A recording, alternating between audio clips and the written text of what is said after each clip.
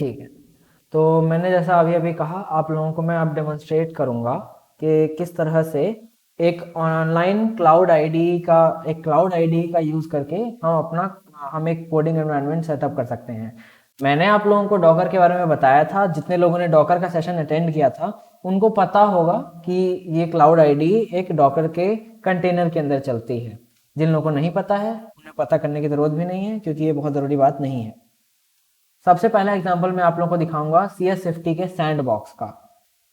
CS50 का sand box एक temporary ID होती है, बहुत ही टेम्पररी प्रोग्रामिंग एनवायरनमेंट होता है, और ये क्लाउड एनवायरनमेंट है जिसका यूज़ करके आप कोडिंग कर सकते हैं। तो मैंने गूगल पे CS50 सैंड बॉक्स सर्च किया और पहला लिंक मैंने खोला तो ये पेज मेरे पास आ चुका है। अब यहाँ पे मैं क्रिएट सैंडबॉक्स करूँगा और यहाँ पे मुझे कुछ ऑप्शंस दे रखे हैं, with embedded browser, with Jupyter notebook, और यहाँ पे 3-4 और चीज़ें। तो मुझे इन बाकी ऑप्शंस को नहीं देखना। जो डिफ़ॉल्ट इसमें टर्मिनल विंडो और टेक्स्ट एडिटर सेलेक्टेड हैं, मैं उन्हीं के साथ क्रिएट पे क्लिक करूँगा। खासकर वो लोग ध्यान दीजिए जिन्होंने आज तक कोडिंग नहीं की है, जिन्होंने आज तक, जैसे अभी सत्यम बोल रहा था कि कंप्यूटर चलाना ही शुरू किया है, तो आप लोगों के लिए परफेक्ट चीज बता रहा हूँ, यहीं से शुरू करिएगा कोडिंग करना।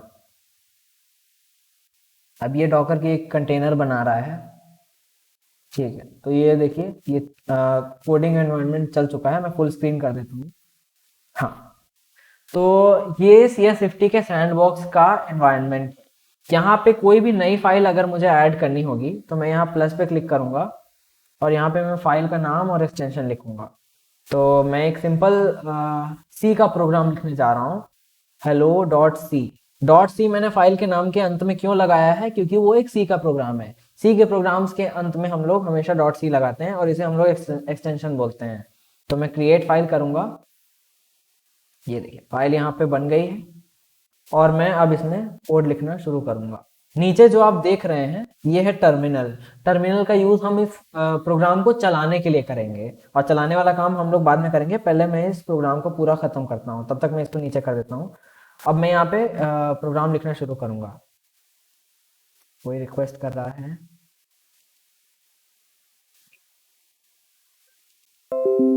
सब लोग कृपया ध्यान दीजिएगा यहाँ पे।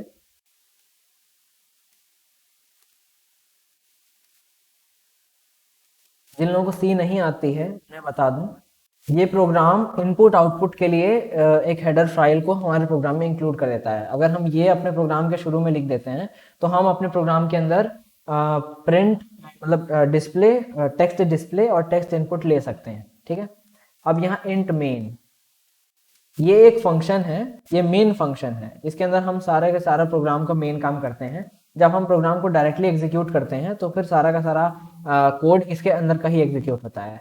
अब मैं लिख रहा हूँ रिटर्न जीरो। रिटर्न जीरो, हमारा प्रोग्राम जीरो तब रिटर्न करता है जब वो सक्सेसफुली काम कर जाता है। अगर बीच में कोई भी एरर आएगा तो हमारा प्रोग्राम कोई और वैल्यू रिटर्न करेगा। तो यहाँ पे मैंने जीरो रिटर्न किया है क्योंकि हमारा प्रोग्राम सक्सेसफुली इस जगह पर टर्मिनेट होता है। तो अब मैं आप लोगों को एक सिंपल प्रोग्राम लिख के दिखा रहा हूँ। अब मैं यहाँ पे printf का यूज करूंगा। printf एक ऐसा फंक्शन है जिसके अंदर कोई भी टेक्स्ट हम पास करें तो वो टेक्स्ट डिस्प्ले हो जाता है डायरेक्टली टर्मिनल के अंदर। तो मैं इसके अंदर हेलो लिख देता हूँ। हेलो लिख दिया मैंने। अब मैं टर्मिनल खोलता हूँ नीचे से, और टर्मिनल के अंदर मैं ls लिखकर एंटर दबाता हूँ।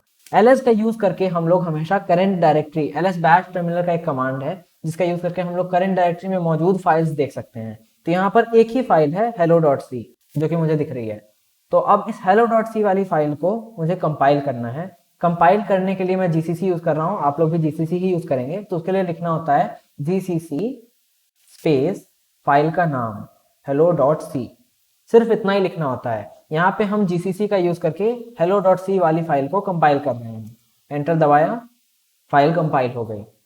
और उसके बाद मैं फिर से ls करके एंटर दबाता हूँ तो यहाँ पे a.out नाम की फाइल दिख रही है। तो जब भी हम किसी कोड को कंपाइल करते हैं तो वो a.out नाम का एक फाइल जनरेट कर देता है GCC का यूज करके, और उस a.out फाइल को हम डायरेक्टली एग्जीक्यूट कर सकते हैं। तो मैं लिखूंगा ./a.out। अब ये ऐसा लिखने पर ये फाइल एग्जीक्यूट हो जाएगी।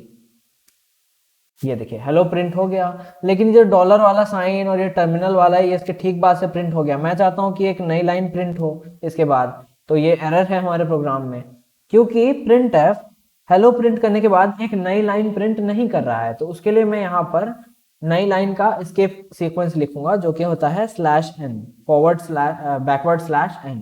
तो \n का n जब हम प्रिंट करेंगे तो ये रिप्लेस हो जाएगा एक नई लाइन वाले कैरेक्टर से। तो अब मैं दोबारा यही चीज चला कर देखता हूँ ./a.out। अभी भी वही प्रिंट हो रहा है, क्योंकि मैंने प्रोग्राम को दोबारा कंपाइल नहीं किया था। तो अब मैं इस प्रोग्राम को दोबारा कंपाइल करूंगा, gcc hello.c ./a.out। देखिए अब यहाँ पे एक नई लाइन एंड में अपने आप इंसर्ट हो गई है, और मैंने सक्सेसफुली एस्केप सीक्वेंस का यूज करके ये काम कर दिया है। अब ls करके देखता हूँ, यहाँ पे a.out नाम की फाइल बनी हुई है। मैं इस फाइल को डिलीट करना चाहता हूँ, तो उसके लिए मैं यूज करूंगा rm। rm का मतलब होता है रिमूव, rm a.out। और ये कंफर्मेशन मांग रहा है, तो मैं यस के लिए y लिख के एंटर दबा दूंगा, तो ये फाइल डिलीट हो जाएगी। ls लिख के एंटर दबाऊंगा। अब मुझे सिर्फ एक फाइल दिख रही है, वो है hello.c। अब मैं इसको फिर से कंपाइल करके दिखाता हूँ, gcc hello.c। लेकिन मैं चाहता हूं कि कंपाइल्ड एग्जीक्यूटेबल का नाम a.out नहीं हो, उसका नाम कुछ और हो। तो उसके लिए मैं लिखूंगा -o, ये फ्लैग है, और आउटपुट फाइल का नाम मैं यहाँ पे रितेश रख देता हूँ। अब मैं एंटर दबाऊंगा, तो फिर ये फाइल पहले की ही तरह कंपाइल हुई है, लेकिन इस बार कंपाइल्ड फाइल का नाम रितेश है। मैं आपको दिखाता हूँ ls लिख कर, तो यहाँ पर कंपाइल्ड एग्जीक्यूटेबल का नाम देखिए रितेश है। अब मैं ./रितेश लिखूंगा, एंटर दबाऊंगा, तो ये प्रोग्राम पहले की तरह ही चल जाता है।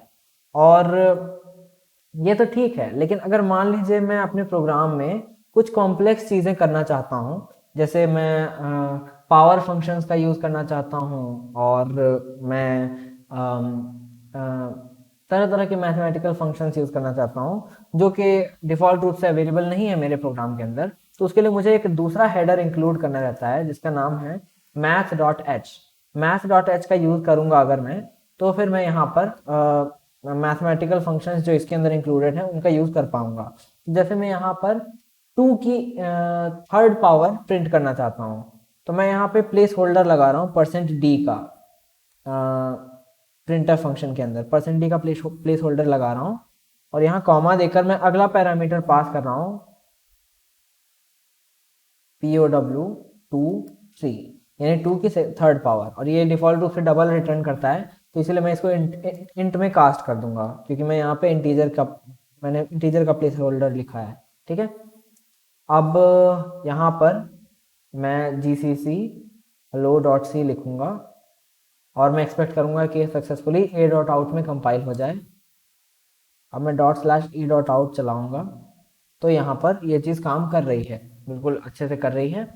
कई बार ऐसा होता है कि हम जो हेडर इंक्लूड कर रहे हैं वो डिफ़ॉल्ट रूप से कंपाइलेशन के दौरान इंक्लूड नहीं होता है, तो इस जगह पर एरर आता है। उससे बचने के लिए हमें -l वाले फ्लैग यूज़ करने होते हैं। तो जैसे कि मैंने यहाँ पे math.h यूज़ किया है, तो मुझे -l मैथ फ्लैग लगाना पड़ेगा, तो वो math.h को उसमें लिंक कर देता है। तो यहाँ पे ये चीज़ मुझे करने की ज़रूरत नहीं थी, ये डिफ़ॉल्ट रूप से हो गई है, तो इसलिए यहाँ पर एरर नहीं आता है। बस ये है कि आप लोगों को ये पता होना चाहिए कि ऐसा भी होता है। अब ये तो मैंने आप लोगों को सिंपल सी का एक प्रोग्राम लिखकर दिखा दिया। कृपया ध्यान दीजिए, मैं सी नहीं सिखा रहा हूँ आप लोगों को, मैं आप लोगों को एक डेवलपमेंट एनवायरनमेंट ऑपरेट करना सिखा रहा हूँ, और मैं जीसीसी का यूज़ करके आप लोगों को टर्मिनल में सी के प्रोग्राम्स कंपाइल करना सिखा रहा हूँ। आप लोग मुझे ये मत कहिएगा कि ये प्रिंटफ और ये पावर नहीं समझ में आया। ये कोडिंग है, ये सी का कोड है, ये आप लोगों को धीरे धीरे समझ में आ जाएगा। फिलहाल मैं आप लोगों को एक ऑनलाइन एनवायरनमेंट का यूज़ करके कोडिंग करना सिखा रहा हूँ, ताकि आगे चल के आप लोगों को कोई भी कोड लिखना हो और आपके पास सेटअप लोकली ना हो, तो आप ऑनलाइन एनवायरनमेंट का यूज़ कर सकें। तो मैंने अभी अभी आप लोगों को CS50 का सैंडबॉक्स यूज़ करके दिखाया है। ये एक बहुत ही अच्छा कोडिंग एनवायरनमेंट है बिगिनर्स के लिए, जिसका वो यूज़ कर सकते हैं। यहाँ तक कि हम कई एडवांस प्रोग्राम्स भी इसमें लिख सकते हैं। ये काफ़ी डिपेंडेबल टूल है, तो बहुत वैरायटी के लोग इसका यूज़ कर सकते हैं। अगला टूल जो मैं आप लोगों को दिखाने जा रहा हूँ वो है CS50 की IDE। अभी मैंने आपको CS50 का सैंडबॉक्स दिखाया था, ये सारे लिंक्स मैं बाद में शेयर कर दूंगा, तो इसलिए आप उसकी चिंता मत करिए। अब मैं आपको दिखा रहा हूँ CS50 की IDE। हाँ हाँ रितेश बोलो। जो जितनी सारी लिंक्स हैं जो भी हमारे प्रीवियस इवेंट्स जो भी हुए कल, जैसे डॉकर एंड माइक्रो सर्विस पे था, उससे पहले प्रोग्राम्स क्या क्या है, ऑर्गेनाइजेशंस क्या क्या है, गिट एंड गिटहब कैसे यूज करना है, सबकी लिंक्स एक जगह पे कंपाइल है। मैं भी भेज देता हूँ चैट बॉक्स पे। इस पे डॉकर एंड माइक्रो सर्विस कल जितना भी यूज किया था, सब सारी लिंक्स है इसमें। जितना परम दिखा रहा है हम दोनों ने ऐड कर दिए। और इसी रिपोजिटरी में, पाई डेटा गुनाई की रिपोजिटरी में तुम लोग जाओगे तो उधर तुम्हें बाकी सारे इवेंट्स की भी लिंक्स मिल जाएंगी। और अपकमिंग इवेंट्स के लिए टेलीग्राम, जो भी इवेंट्स होते हैं फ्राइडे सैटरडे संडे, इन 3 दिन में से होंगे, तो उसी में इन्फॉर्म कर दिया जाएगा। सर इसे बताओ फर्स्ट ईयर के ग्रुप में भी भेज दो सर। अरे इवेंट भाई फर्स्ट ईयर के ग्रुप में भी गए हैं। हाँ ये हाँ मैं अभी डाल दूंगा। जो ये लिंक्स वगैरह ये सब है ना, जैसे रितेश बता रहा है कि उसके रिपोजिटरी में पड़ी है, वो लिंक भी डाल देंगे हम लोग फर्स्ट ईयर वाले में, चिंता मत करो। ठीक है। परम कंटिन्यू कर, कंटिन्यू। हाँ ठीक है। भैया, हाँ कौन। बोलो बोलो बोलो। हाँ ये कुछ डाउट्स चल रहे हैं, ये बता दीजिए कि जीसीसी माइनस वो जो फ्लैग लगाते हैं वो ऑर्डर डिपेंडेंट नहीं होता ना? हमारी आमतौर क्लास पे में जैसे हमें बताया था जीसीसी माइनस हो देन फाइल का नाम एंड देन जो आपको एक्सी फाइल का नाम रखना है हाँ वो। हाँ हाँ हाँ मैं उसका भी बट जवाब यहाँ देता पे हूँ। हमने देखो ऑर्डर आमतौर पे नहीं होता है, जाहिर सी बात है कि जो हाँ, माइनस ओ जो वाला तो फ्लैग है। माइनस एफ माइनस एन लगते हैं ना तो हम्म, हाँ बताओ बताओ बोलो। हाँ देखो, जैसे आमतौर पे अगर हम फ्लैग बाद में लगाते हैं तो हम बार बार लेफ्ट और राइट एरो कीज का इस्तेमाल करके लेफ्ट में आके करेक्शन और राइट में जाके करेक्शन नहीं करना चाहते हैं। इसीलिए आमतौर पे हम लोग जब भी जीसीसी यूज करते हैं या फिर मेक फाइल्स लिखते हैं, जिनके बारे में आप लोग बाद में जानेंगे, तो पहले ही -o वाला फ्लैग लगाकर आउटपुट फाइल का नाम लिख देते हैं, जिससे कि ये झंझट हम लोग को बाद में नहीं हो। हालांकि ऐसा कुछ भी नेसेसरी नहीं होता, जाहिर सी बात है आउटपुट फाइल का नाम हमें -o वाले फ्लैग के दाईं तरफ ही लिखना होगा। तो आप लोग चाहें तो इसका बाद में भी यूज कर सकते हैं। कई केसेस में ये ऑर्डर्ड रहता है, कई केसेस में ऑर्डर्ड नहीं होता है, कई केसेस में ऑर्डर्ड होता है। तो जिन केसेस में ऑर्डर्ड होता है उनमें मैं एक्सप्लिसिटली मेंशन कर दूंगा, आप लोगों को इन चीजों का ध्यान रखना होगा। ठीक है। ठीक है भैया। तो मैंने अभी अभी आप लोगों को CS50 का सैंडबॉक्स दिखाया। अब मैं आप लोगों को CS50 की IDE दिखाने जा रहा हूँ। ये सब जैसे मैं फिर से रिपीट कर रहा हूँ, ये सब जो मैं आपको दिखा रहा हूँ इनका यूज आप कोडिंग के लिए करेंगे। मैं आपको कोडिंग करना नहीं सिखा रहा, मैं आपको ये बता रहा हूँ कि आप किस चीज का यूज करेंगे कोडिंग करने के लिए। तो जैसे ये देख सकते हैं CS50 की ही एक IDE है, फुल फ्लेजेड IDE है, जिसका इस्तेमाल आप सी प्रोग्राम्स के लिए तो कर ही सकते हैं और भी चीजों के लिए कर सकते हैं। तो मैंने ये IDE खोली है। अब यहाँ लॉगिन का ऑप्शन है। लॉगिन करने के लिए मेरे पास एक गिटहब का अकाउंट होना चाहिए। तो मेरा तो गिटहब अकाउंट पहले से ही बना हुआ है। आप लोग भी गिटहब अकाउंट अपना ज़रूर बना लीजिएगा, पिछले गिट के सेशन में मैंने बताया था। तो थोड़ा टाइम इसको लोड होने में लगता है क्योंकि ये डॉकर का एक कंटेनर रन करता है। अच्छी बात ये है, ये मैंने अभी आपको सैंडबॉक्स दिखाया वो बहुत ही सिंपल और लाइट वेट था, उसमें ज़्यादा कुछ कॉम्प्लिकेटेड नहीं था। IDE में अच्छी बात यह है कि इसमें आपकी अभी तक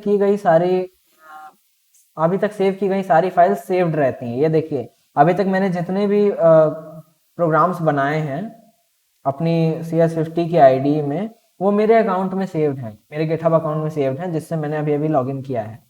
तो आप देख सकते हैं ये बाकायदा पूरी एक IDE है।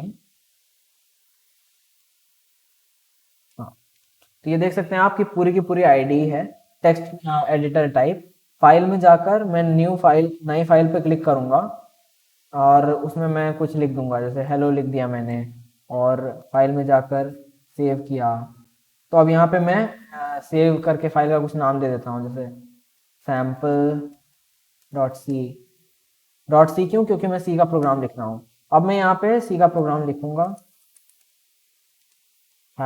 #include,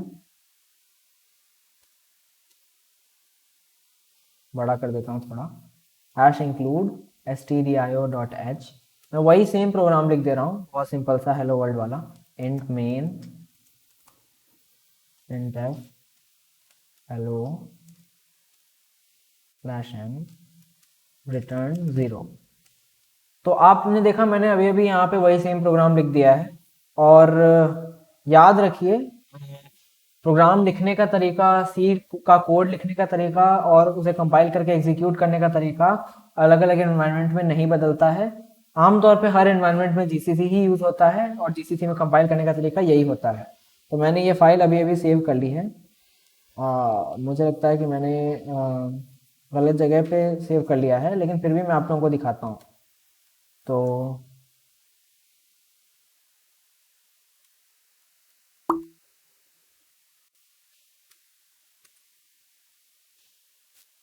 हाँ, तो ये sample.c फाइल मैंने यहाँ पे बनाई है। तो अब देखिए कंपाइल करने के लिए वही सारा सेम प्रोसीजर यूज करना होता है। अभी मैंने थोड़ी देर पहले ये यहाँ पे क्या लिखा, cd, ये सब, ये आप लोगों को खुद से सीखना होगा। इंटरनेट पे सर्च करके आप सीख सकते हैं कि किस तरह से बैश के टर्मिनल में हम फोल्डर्स बनाते हैं और फोल्डर्स के अंदर बाहर नेविगेट करते हैं। और जिस फोल्डर में हम होते हैं वो फोल्डर यहाँ लेफ्ट साइड में लिखा रहता है, जैसे कि आप लोग देख रहे हैं। तो अब मैं gcc sample.c लिखूंगा तो ये अपने आप कंपाइल हो जाएगा और यहाँ पे .a.out नाम की फाइल बन जाएगी। और उसे मैं कैसे चलाऊंगा, ./a.out। अब ये डॉट स्लैश क्या होता है ये भी बता देता हूँ। डॉट स्लैश का मतलब यहाँ पे होता है, डॉट का मतलब होता है करंट डायरेक्टरी और स्लैश का मतलब उसके अंदर। जैसे आप देख रहे हैं कि यहाँ पे ये टिल्ड नाम की कोई डायरेक्टरी है, स्लैश pset5 नाम का फोल्डर है, स्लैश ये फोल्डर। तो यानी इसका मतलब ये होता है कि इस फोल्डर के अंदर ये फोल्डर है, उसके अंदर ये फोल्डर है और उसके अंदर मैं हूँ। ठीक है, तो यहाँ पे डॉट एक फोल्डर है यानी कि करंट डायरेक्टरी, जो जिस फोल्डर में अभी मैं हूँ, और उसके अंदर a.out नाम की फाइल है। अब मैं एंटर दबाऊंगा, देखिए ये एग्जीक्यूट हो गया। तो यही सेम काम मैंने सैंडबॉक्स में किया था, यही मैं आईडी में भी कर रहा हूँ। आईडी थोड़ी ज़्यादा एडवांस है, इसमें ज़्यादा चीज़ें अवेलेबल हैं आपके पास। इसमें जैसे डायरेक्टली मैं यहाँ से पाइथन भी चला सकता हूँ। पाइथन अभी आप लोगों ने नहीं पढ़ा होगा तो वो भी होता है। मैंने आपको अभी तक 2 ऑनलाइन क्लाउड बेस्ड आईडीज दिखाई। अब मैं आपको एक और आईडी दिखाने जा रहा हूँ जिसका यूज़ आप कोडिंग के लिए एक एनवायरनमेंट के रूप में कर सकते हैं। इनका सेटअप करना बहुत आसान होता है, इसीलिए मैं रिकमेंड करता हूँ कि आप लोग फिलहाल इसी का यूज़ करें लोकली, अगर आप सेटअप करने में असक्षम हैं तो अब मैं जा रहा हूँ तीसरी आईडी में जिसका नाम है REPL, रेपल। रेपल का मतलब होता है रीड इवैल्यूएट प्रिंट लूप। और ये पूरा का पूरा पूरी ऑनलाइन आईडी इसी कॉन्सेप्ट पे बेस्ड है, इसीलिए इसका नाम रेपल है। तो repl.8 यहाँ पे पहला रिजल्ट आ गया है, मैं इसको खोल रहा हूँ। ये देखिए, तो ये ऐसा कुछ है। आपको पहले लॉगिन करना पड़ेगा इसमें। लॉगिन आप गिटहब से डायरेक्टली कर सकते हैं, इस पे अपना अकाउंट भी बना सकते हैं। तो ऐसा हो गया। अब मैं यहाँ पे एक नया रेपल खोलूंगा, न्यू रेपल। अब रेपल में डिफरेंस ये होता है कि इसमें आप चूज कर सकते हैं कि किस लैंग्वेज का आपको प्रोजेक्ट बनाना है, तो आपको उसके हिसाब से सूटेबल एनवायरनमेंट दिया जाता है। रेपल की कमजोरी ये है CS50 की आईडी और सैंडबॉक्स की तुलना में कि इसमें आपको लिमिटेड मेमोरी और स्पेस मिलता है, तो इसलिए आपको उसका सोच समझ कर यूज करना होगा। तो मैं यहाँ पे C चूज करूंगा और ये एक डिफॉल्ट नाम जनरेट कर दे रहा है मेरे प्रोजेक्ट का। मैं चाहूँ तो इसको कस्टमाइज भी कर सकता हूँ। मैं क्रिएट रेपल पे क्लिक करूंगा। आप चाहें तो डायरेक्टली इसके अंदर गिटहब से अपने प्रोजेक्ट को इंपोर्ट भी कर सकते हैं। तो अब ये देखिए प्रोजेक्ट यहाँ पर शुरू हो गया है। यहाँ पे main.c नाम की एक फाइल पहले से बनी हुई है, उसके अंदर मैंने वही सेम कोड लिख दिया है जो मैंने वहां लिखा था। और अब मैं यहाँ पे इस फाइल को कंपाइल करूंगा। मैंने यहाँ पर थोड़ा बड़ा कर देता हूँ, मैंने यहाँ ls लिखा, main.c नाम की फाइल मुझे दिख रही है, gcc main.c -o। अब जैसा कि अभी अभी स्वप्निल ने बताया, पहले -o वाला फ्लैग लगाएंगे तो वो ज्यादा सेफ माना जाता है। -o मेन और फिर उसके बाद कोड फाइल का नाम main.c, ls लिखा, मेन नाम की फाइल बन गई ./main। देखिए यहाँ पे अपने आप हेलो चल गया। ठीक है, अब एक नई चीज मैं आपको GCC के बारे में बताने वाला हूँ। अगर जैसे मैंने आपको अभी थोड़ी देर पहले बताया था कि math.h यूज करते समय कई बार हम लोग को -l math वाला स्विच लगाना पड़ता है कंपाइल करते समय। तो इस टाइप की चीज़ें अगर हम अवॉइड करना चाहते हैं C के सिंपल प्रोग्राम्स के लिए, तो उसके लिए हम यूज करते हैं मेक। मेक वो कमांड है, मेक GNU का मेक कमांड है जो कि मेक फाइल्स पे ऑपरेट करता है। वो क्या होता है, वो बड़े बड़े प्रोजेक्ट्स को एक बार में बिल्ड करने के लिए लंबे लंबे कमांड ना लिखने पड़े उनके लिए होता है। तो इसके बारे में आप लोग बाद में समझिएगा। ये यहाँ पर इसका सिंपल यूज होता है सी के एक प्रोग्राम को कंपाइल करने के लिए, और ये सारे के सारे जरूरी फ्लैग्स अपने आप जनरेट कर देता है। तो मैंने यहाँ मेक लिखा, उसके बाद मैंने यहाँ पर मेन लिखा। मैं यहाँ डॉट सी नहीं लगा रहा, मैं सिर्फ और सिर्फ फाइल का पहला नाम लिख रहा हूँ, मैं एक्सटेंशन नहीं लगा रहा। तो ये अपने आप उसको कंपाइल कर देता है। अब चूंकि यहाँ पे पहले से कंपाइल है, मैं पहले कंपाइल वाले को हटा देता हूँ, फिर मैं आपको दिखाता हूँ। तो मेक मेन, तो इसने क्या किया, उसको कंपाइल कर दिया। देखिए ./main मैं यूज कर सकता हूँ डायरेक्टली, देखिए ये चल रहा है। तो मैंने आपको 3 तरीके बताए, मैं यहाँ पे लिस्ट भी कर देता हूँ तीनों तरीके।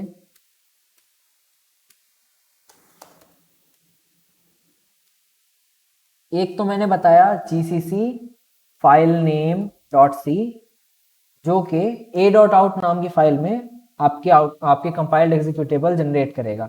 gcc -o executable file name .c, ये क्या करेगा, एग्जीक्यूटेबल नाम की एक फाइल जनरेट करेगा। a.out के बजाय आप उसका एक कस्टमाइज्ड नाम रख सकते हैं। तीसरा मैंने बताया मेक फाइल नेम। मेक का यूज करते समय आपको .c नहीं लगाना पड़ता, ये इसके अंदर की खास बात होती है कि आपको .c नहीं लगाना पड़ता, आप डायरेक्टली मेक लिखकर फाइल का नाम लिख सकते हैं, और ये अपने आप फाइल नेम नाम का ही एग्जीक्यूटेबल जनरेट कर देगा, फाइल नेम .c नाम की फाइल को कंपाइल करके। तो मैंने आप लोगों के सामने अभी अभी 3 डेवलपमेंट एनवायरनमेंट्स को डेमोन्स्ट्रेट कर दिया।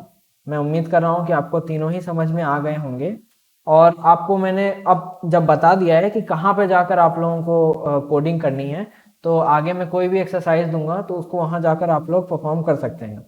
अब मैं आप लोगों को, अब आप लोग जब सी थोड़ा सीख लीजिएगा तो सी का एक सिंपल प्रोग्राम लिखिएगा जो कुछ भी प्रिंट करता है स्क्रीन पर, और उसको जाकर इन तीनों तरीकों से इनमें से किसी भी इन्वायरमेंट में जाकर कंपाइल करके चलाकर देखिएगा, उसी से आप लोगों को आएगा। किसी को कोई भी अभी डाउट है तो बताओ।